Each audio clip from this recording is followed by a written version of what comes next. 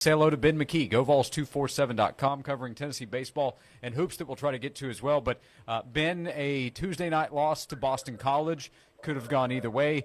Base running seems to be a big part of the conversation coming out. Is that where you start the conversation, or what would you say after last night's game? Yeah, you do have to start with the ugly. There's no doubt about that, and I hope you all are doing well today. I appreciate y'all having me on. But there's positives to take away from last night's game, and that's that Boston College is a good baseball team, and they'll be one of the better teams that Tennessee faces this season, quite frankly. They've been real hot to start the season, and it was a good test for Tennessee, as SEC play is just next weekend when they travel to Missouri, and playing a Power 5 team like that on a Tuesday night, and playing a competitive game in which Tennessee did answer Boston College when Boston College would get ahead and they would answer late. That was encouraging, and that'll prepare them well for SEC play. But there's no doubt about it that the conversation is leaning more towards the negative after last night's game, because Tennessee did lose, and it's self-inflicted wounds. The reason why that they lost and why it's so frustrating. Base running mistakes, like you mentioned, Josh, and that's kind of been a theme for Tony Vitello's program. They believe in being very, very aggressive on the base paths, which I do love, but I do think they need to tone it back a bit. And Tony Vitello touched on that during the post-game session last night. And it just wasn't the base running, though. It was also mental errors, not communicating on fly balls, physical errors, not catching the baseball. So you take some positives away, but ultimately you lose that game despite Boston College being a good team, because you kept shooting yourself in the foot. And if you do that in SEC play, whether it's Missouri or LSU, you're going to get your brains beat in the words of Tony Vitello. Coach Vitello obviously addressed some of those base running errors, and he's always been a coach that even looks at himself in the mirror and say, hey, I probably could have done that better, or we as coaching staff probably could have done that better. We've had some calls so far during the show that kind of wanted to know, like, all right, what happened on the decision on leaving third base, but runner has to go back to third base tag before going home. Is that player mistake? Is that coaching mistake? At the end of the day, it really doesn't matter, because it's still a mistake and everyone loses. But we did have some callers earlier kind of want to know what happened on that particular play. Yeah, in my opinion, it's a little bit of both. I think it's on the philosophy and also on Ethan Payne for not going back and tagging. I mean, you have to immediately go back and tag up at third when the ball is in the air. So Ethan Payne obviously did have a mistake there, but I also think he was overthinking because of the philosophy that Tennessee has. And I talked about it a moment ago. Tennessee wants to be really, really aggressive on the base paths, and they have a rule to where they practically run in every single instance on contact. And I think that can be a bit much at times, because there are situations where you need to see the ball through the infield before you take off. There's instances where you need to see the ball land in the outfield and make sure that the outfielder doesn't catch it before you take off. And really that run on contact, no matter what, really applies more to balls hit in the infield. And I think that's kind of what Ethan Payne was expecting in that moment. I think he was kind of expecting a ground ball, which is why you saw him immediately take off in that moment. Because, again, they're taught to run on contact in pretty much every single situation. So I think that kind of tied his mind up into a pretzel. So, yes, he should have immediately gone back to the bag, but I think with how aggressive they like to be on the bases, I think that kind of froze him up mentally as well. And that, again, I love being aggressive. I'm all for being aggressive, but that's being too aggressive when you're sending them on contact no matter what all the time. So I think there's some tweaks that could be made there. I asked Tony Vitello if it's just simply more repetitions in practice to correct those mistakes, and he said that it's not more repetitions because they've covered it all in practice, and if anything, that they've overcovered it and they've emphasized it too much to maybe where now the players are overthinking with the aggression on the bases.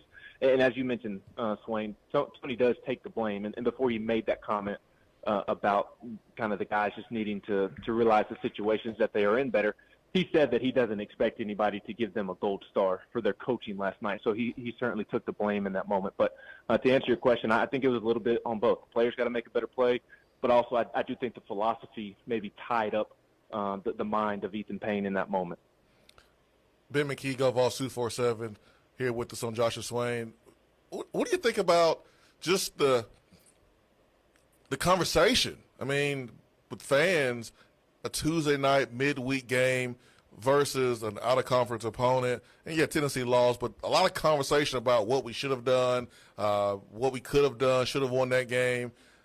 Like, what do you think about just the active conversation with Tennessee fans? Ben, you covered this baseball team since the moment Tony Vitello, got here. It hasn't always been this way. No, and that's a credit to Tony for how far he's brought the program along. Him, Frank Anderson, Josh Elander, Quentin Eberhard, and so many others that deserve to be named. I mean, it's a credit that fans are this frustrated after a midweek baseball game before conference play begins because he's raised the bar. He's raised the standards. But I don't blame fans at all for being frustrating because, well, quite frankly, last night the mistakes that bit Tennessee were middle school level mistakes, not communicating on a fly ball. Second baseman, right fielder, center fielder, they all could have taken charge on that play. I would have liked to see the center fielder, who is the captain of the outfield, taken more charge and gone and gotten that fly ball. And then we talked about tagging up from third. Griffin Merritt appeared to miss a sign for a sacrifice bunt when Cal Stark laid down a beautiful bunt when it looked like they were trying to put on a squeeze bunt, and somebody didn't get the sign in that moment, whether it was Cal Stark or Griffin Merritt. It's just little things like that should not be happening at this level. I mean, again, those are middle school level mistakes. You're taught in Little League when you first start playing baseball how to communicate on fly balls, how to properly execute a squeeze bunt and read signs and just simple things like that. So fans have every right to be frustrated with how they lost last night because it was a very frustrating loss because of how self-inflicted the wounds were. But it's the over-the-top conversations that are ridiculous. The comments about how Maui Ahuna is not that good, although he has had several big base hits the last couple of games to drive in runs, and acting as if they're just going to get killed in SEC play. There needs to be a grace period with this baseball team because they do have a lot of talent. They're still one of the best teams in the country, but they have a lot of new guys in new roles, and that's going to take some time to really adjust to. And Christian Moore spoke to that last night after the game as well. So nothing wrong with being frustrated, but let's not act like this baseball team is a bad one because it's not. Yeah, it's March 8th, as Ben McKee is pointing out, GoVols247.com. It's also SEC tournament time. Ben, before you go, what do you like best about Tennessee's chances to go on a run this week? What's your biggest question heading into tournament play for the Vols? Yeah, it seems like there's a lot of questions heading around or surrounding the basketball team right now. Right now they're practicing at Tennessee State, and then here in a little while they're going to make their way over to Bridgestone for a shoot-around before tomorrow's game, which will be against Ole Miss in South Carolina. That would be a shocker if they lost that one. I think the main question continues to be how is Tennessee going to replace Zakai Ziegler, and I don't really think it's necessarily on the offensive end. I like what Santiago Vescovi has done offensively as mostly the main point guard. You've had some others run point as well, but I think he's been terrific kind of filling in for Zakai offensively. I thought they really missed Zakai's on-ball pressure against Auburn defensively.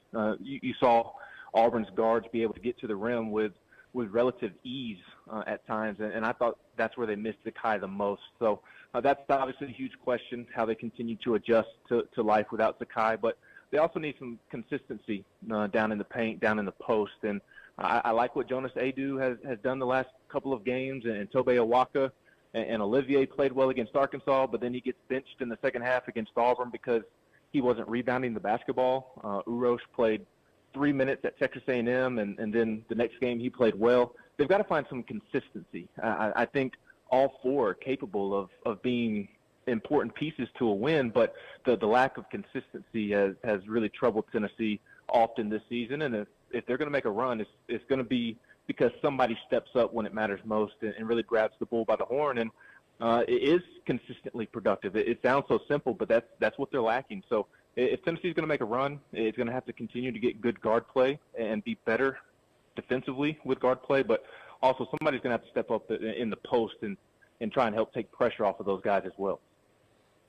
GoVols247.com. Read the coverage from Ben McKee covering Tennessee baseball, Tennessee hoops this weekend as well. Ben, quick question for you before you go. Jason Swain's calling was on the football field, a wide receiver. If instead he had decided, you know what, I want to be on the mound, I want to be a pitcher, and he got upset with an opposing batter, would he try to take it out on them with a strike or a strike between the numbers, throwing it at the hitter? Do you think Swain would be the type to throw at an opposing batter? Ooh, yes, I absolutely do. He's got some anger built up in there, and then if one person says the wrong thing, they're going to catch his wrath. But I can also see an instance of Swain wanting to prove his point by striking someone out. So I guess it would depend on the situation and the score and the inning of the game. But I can certainly see Jason Swain being the reason a brawl breaks out on a baseball field. I had the same thought. Ben knows my take on how silly it is to throw at somebody because they're celebrating. I think it's the softest thing ever. I know, but Ben also knows you, so that's why I asked him the question I did. Well, that's why I play football. That is also part of the answer. That is it. Ben, thank you. Great information, and you helped me out for a future case that I'll be making. Thanks for the time, as always, and we'll talk to you again soon. Thanks, guys. Enjoy your week. Ben McKee, GoVols247.com. All guests join us on the Stanley Fencing and Gates Hotline.